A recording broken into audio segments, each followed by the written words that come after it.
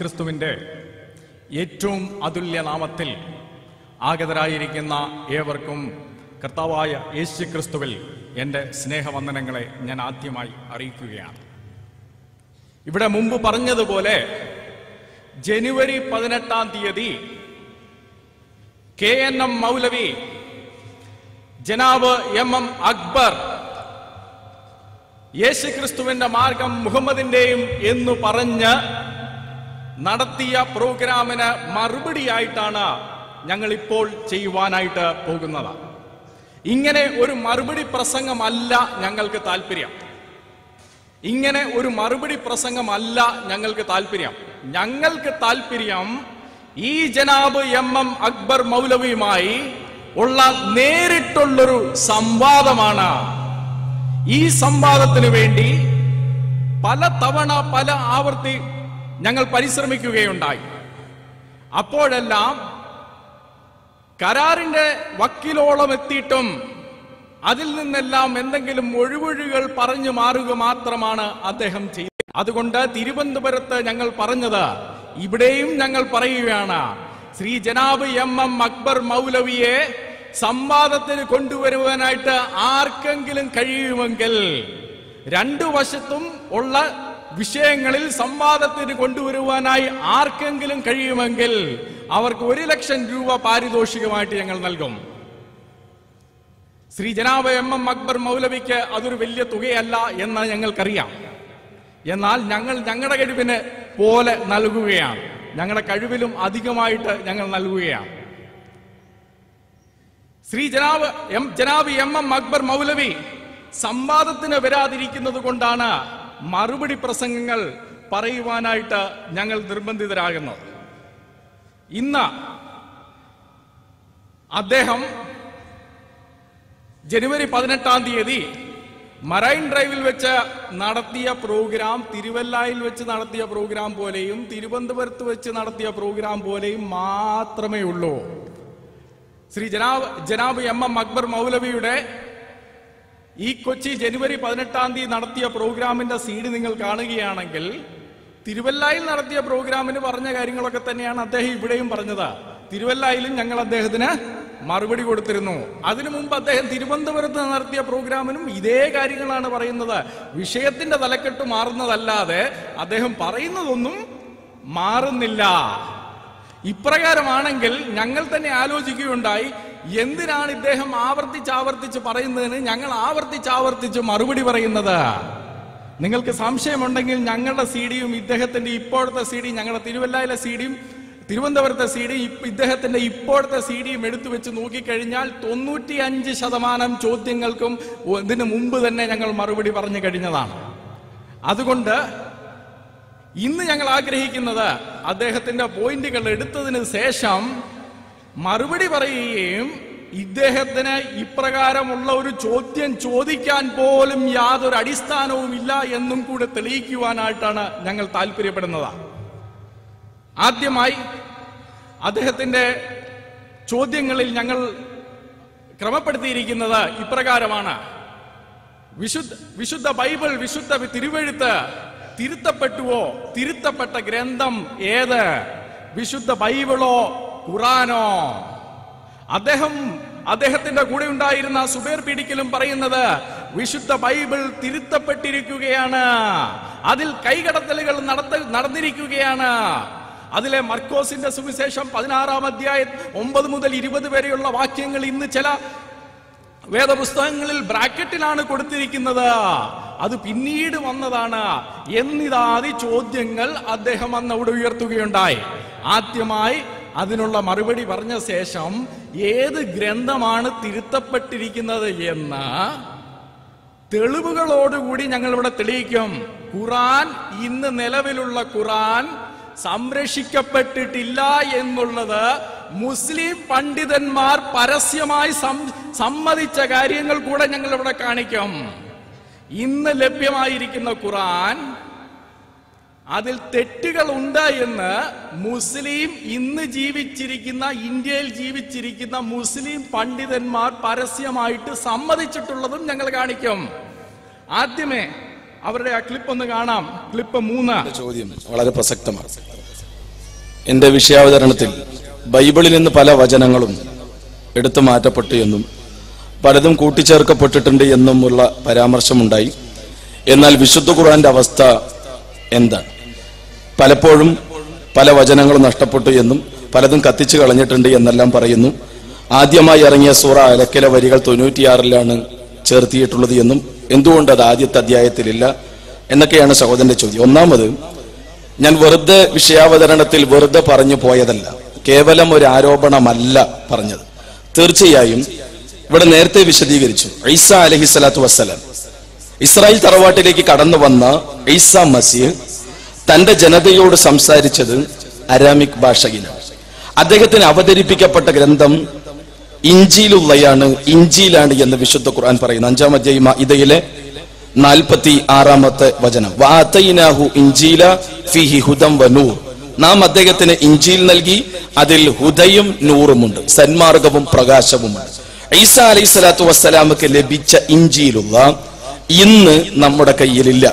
ഇന്ന് നമുക്ക് കാണാൻ കഴിയുന്നത് മത്തായിയുടെയും മാർക്കോസിന്റെയും ലൂക്കോസിന്റെയും യോഹന്നാന്റെ പേരിലുള്ള അവര് പറഞ്ഞ, അവരുടെ പേരിൽ എഴുതപ്പെട്ട, അവര് പോലും എഴുതാത്ത സുവിശേഷങ്ങളാണ് നമ്മുടെ മുന്നിലുള്ളത്. അത് തന്നെ ഒരു ആവർത്തി വായിച്ചു നോക്കിയാൽ പലയിടങ്ങളിലും പല വചനങ്ങളും കാണില്ല. ഉദാഹരണം, മാർക്കോസിന്റെ സുവിശേഷം 16-ാം അധ്യായത്തിന്റെ 9 മുതൽ 20 വരെയുള്ള വചനങ്ങൾ കോളമിട്ട് വെച്ചിട്ടുണ്ട്. എന്തേ? താഴെ അടിക്കുറിപ്പ്. ഇത് മാർക്കോസിന്റെ സുവിശേഷത്തിലെ 16-ാം അധ്യായത്തിന്റെ 9 മുതൽ 20 വരെയുള്ള വരികൾ പഴയ കയ്യെഴുത്തു പ്രതികളിലില്ല.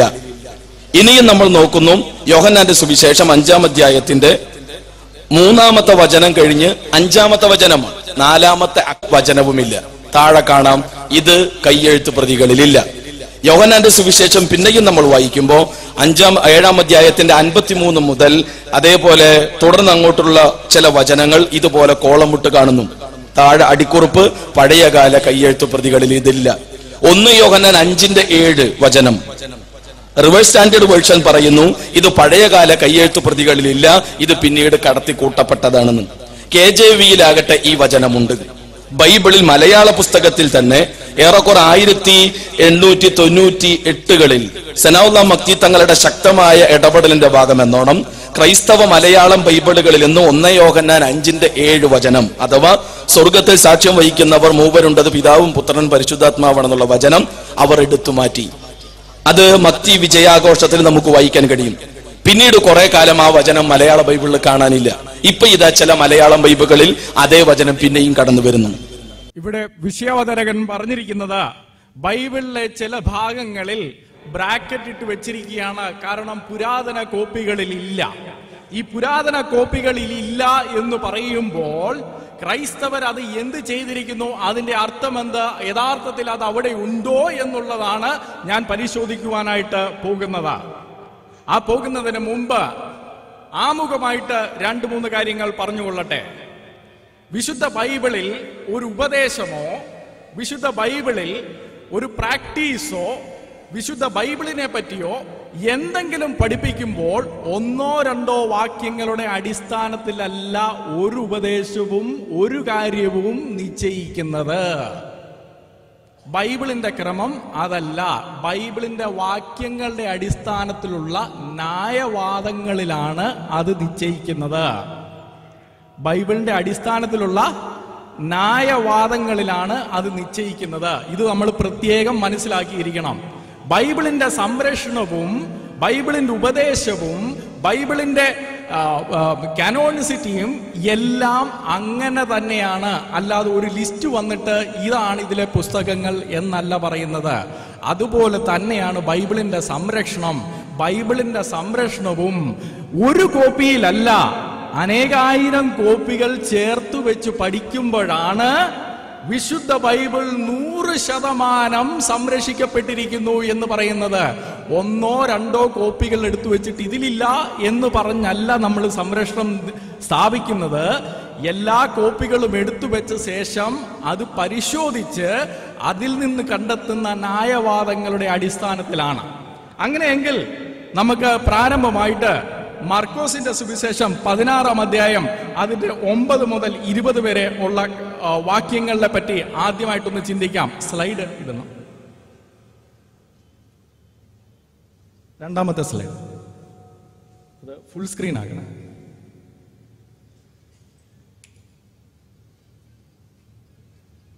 രണ്ടാമത്തെ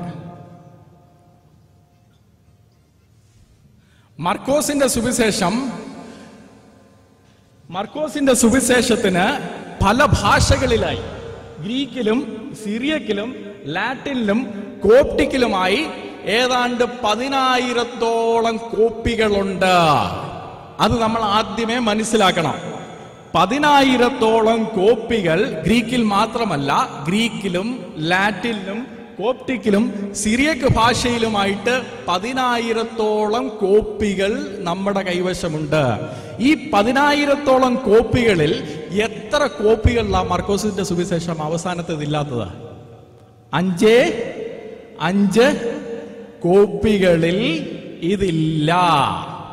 5 കോപ്പികളിൽ ഇല്ലാത്തപ്പോഴും അതിൽ കോഡസ് വറ്റിക്കാനസും കോഡസ് സിനറ്റിക്കനസിനും ഇല്ല. അതുകൊണ്ടാണ് അതിനുള്ളൊരു പ്രാധാന്യം വരുന്നത്. കോഡസ് വറ്റിക്കാനസിനും കോഡസ് സിനറ്റിക്കനസിലും ഇതില്ല, അതുകൊണ്ടാണ് അത് ബ്രാക്കറ്റിലിടുന്നത്. എന്നാൽ ഇത് ശ്രദ്ധിക്കണം, ഇത് കോഡസ് വറ്റിക്കാനസിന്റെ മർക്കോസിന്റെ സുവിശേഷത്തിന്റെ അവസാന ഭാഗത്തിന്റെ ചിത്രമാണ്. ഈ ചിത്രത്തിന്റെ അവസാന ഭാഗം നിങ്ങൾ നോക്കുകയാണെങ്കിൽ അവിടെ ഈ കോഡസ് വറ്റിക്കാനസ് എഴുതിയ എഴുത്തുകാരൻ ഒരു സ്പേസ് വിട്ടിരിക്കുന്നത് നമുക്ക് കാണാം, ഇല്ലേ? അദ്ദേഹം ആ സ്ക്രൈബ്, ആ എഴുത്തുകാരൻ മറ്റൊരു ലേഖനത്തിനും ഇതേപോലെ സ്പേസ് വിട്ടിട്ടില്ല. എവിടെ കഴിയുന്നോ, ഏത് ലേഖനം കഴിയുന്നോ അവിടെ അദ്ദേഹം അടുത്ത ലേഖനം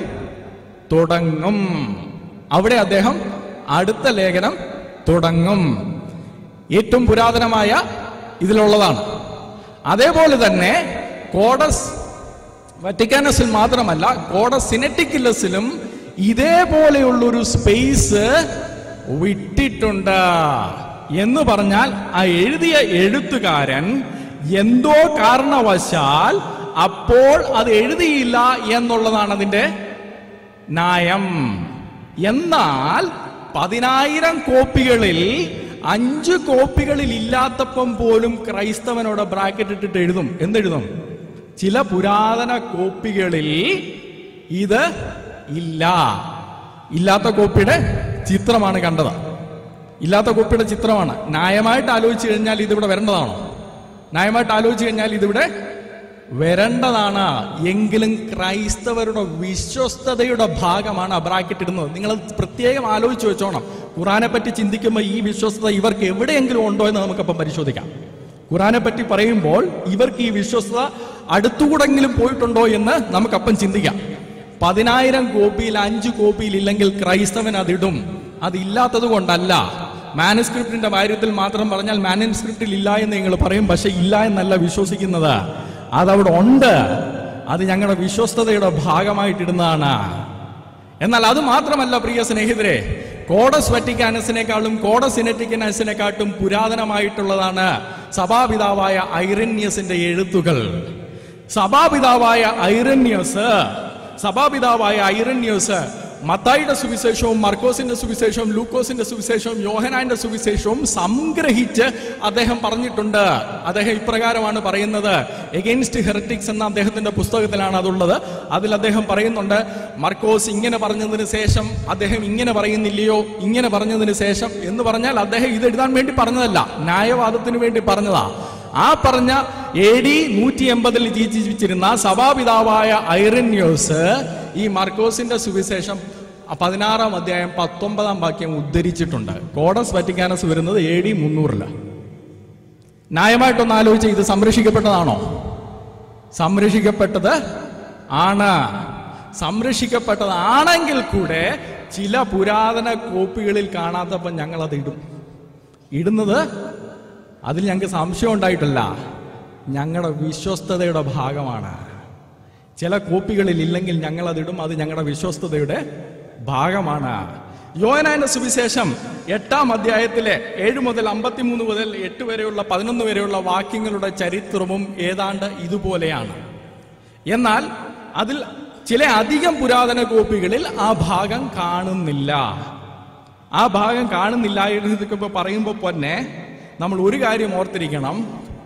ഈസ്റ്റേൺ സഭാപിതാക്കന്മാരുടെ എഴുത്തുകളിൽ അവരിത് ഉദ്ധരിച്ചിരുന്നു. ഈസ്റ്റേൺ സഭാപിതാക്കന്മാരുടെ എഴുത്തുകളിൽ അവരിത് ഉദ്ധരിച്ചിരുന്നു.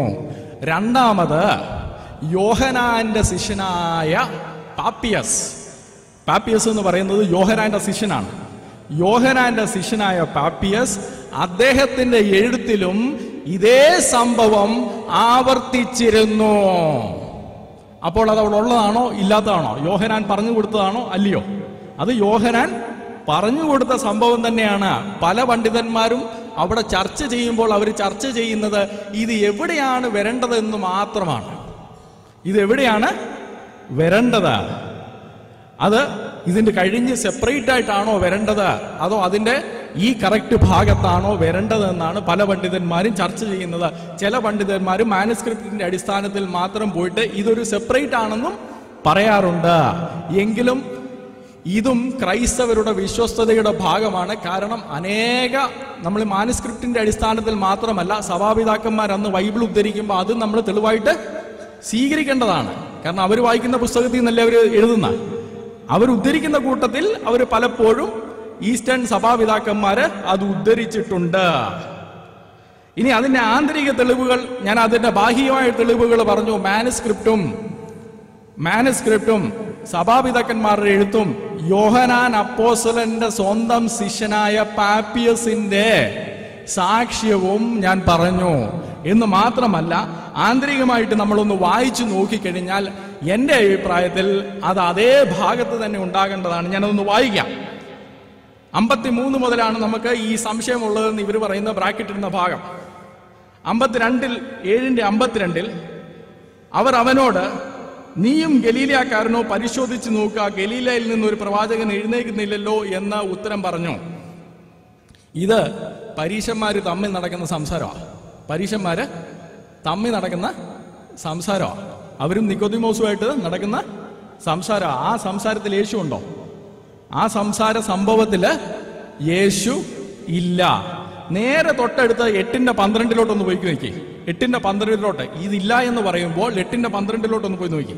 യേശു പിന്നെയും അവരോട് സംസാരിച്ചു.